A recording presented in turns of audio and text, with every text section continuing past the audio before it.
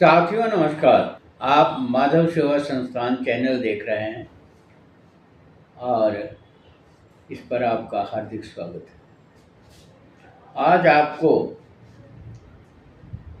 उपनिषद की एक व्याख्या या अंकित तथ्य के संबंध में चर्चा करेंगे, जो रोचक तो हैं ही, साथ ही ज्ञानवर्धक भी है। यह एक आवश्यक जानकारी के रूप में भी इसे समझा जा सकता है, इसका मंथन भी किया जा सकता है, इसका मनन भी किया जा सकता है और इसका चिंतन भी किया जा सकता है। विषय है अर्थ अनर्थ से आता है। बड़ा ही विचित्र है।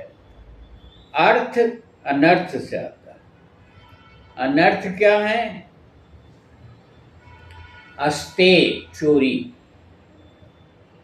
हिंसा, अनृत झूठ, दंभ ढोंग, महत्वाकांक्षा, क्रोध, असमय दर्प अहंकार, मद, वो भी अहंकार के सेंस में ही आता।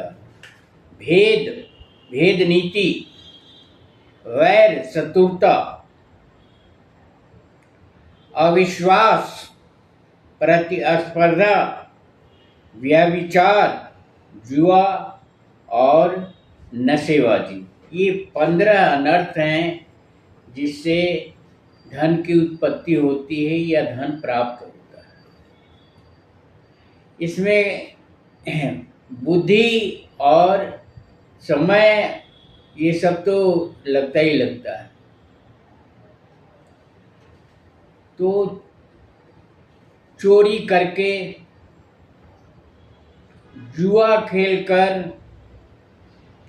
अहंकार में दूसरे को धमका करके धन लूट लेना, झूठ बोल के धन लूट लेना, जैसे मार्केटिंग करते हैं।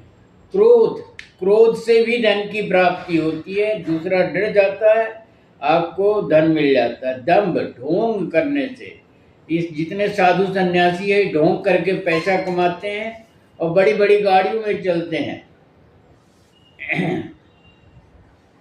महत्वाकांक्षा भी होनी चाहिए कि हमें धन कमाना है।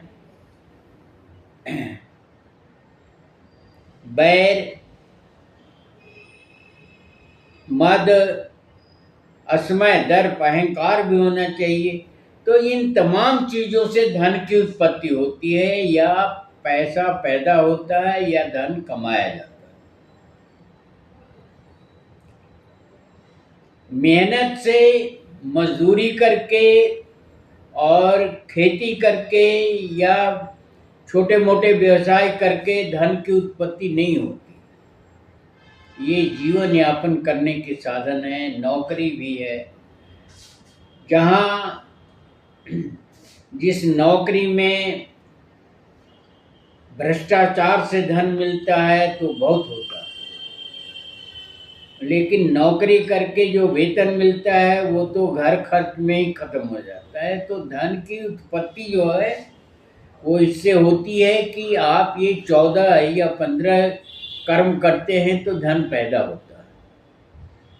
और जो मेहनत करते हैं, जैसे लेबर दिन भर मेहनत करता है तो उसको कुछ खास मिलता नहीं है, उसका अपना जीवन यापन में ही खर्च हो जाता है। अन्य बहुत सारे उदाहरण हैं आपके पास, जैसा आप जानते हैं।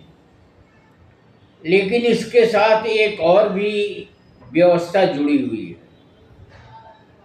इन 15 से धन की उत्पत्ति होती है और इसी में इन्वेस्ट होता है या इसी में उसे वो खर्च होता है।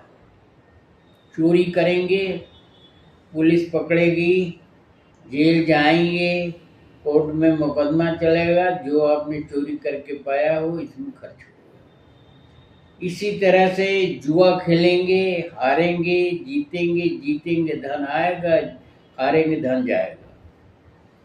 तो ये जितने हमने बताए हैं 15, इसी में धन, इसी से धन की उत्पत्ति होती है, इसी में इन्वेस्ट होता है, इसी में उसे उसकी खपत होती है। और जब खपत और उत्पत्ति का बैलेंस गड़बड़ हो जाता है, जब उसमें कहीं न कहीं दिक्कतें आ जाती हैं, जैसे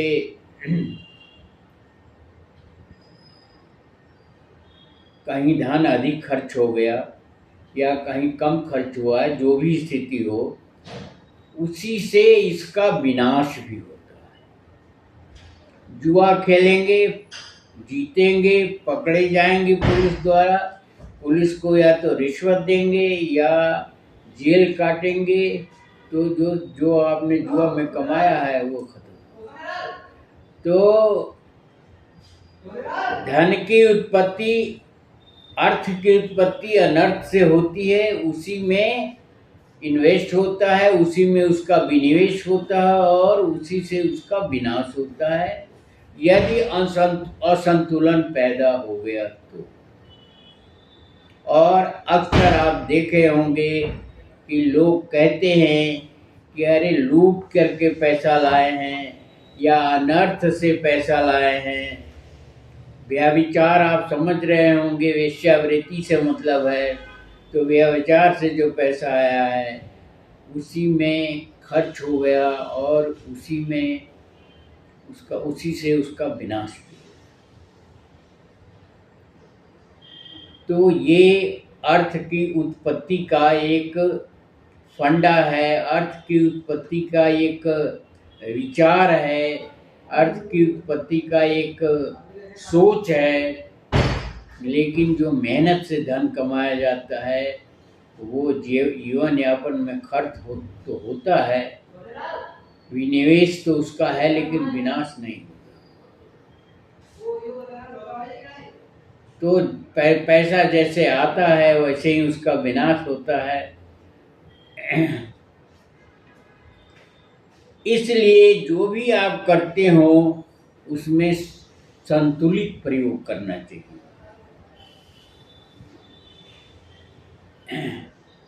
और अगर आप संतुलित प्रयोग करते हैं तो अर्थ स्वयं उत्पन्न होता है।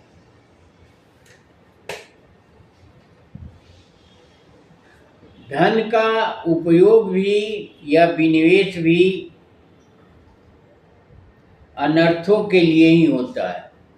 पुलिस आपको पकड़ेगी व्यभिचार में तो पुलिस को आपको पैसा देना पड़ेगा, रिश्वत देना पड़ेगा और तमाम चीज़ें हैं जिसमें उसका खर्च हो जाएगा। तो धन की उत्पत्ति, प्रयोग या विनियोग में उपरोक्त अनर्थों का अगर संतुलन खराब हो गया या उस पर ध्यान नहीं दिया गया तो असंतुलन पैदा होकर के धन का विनाश हो जाता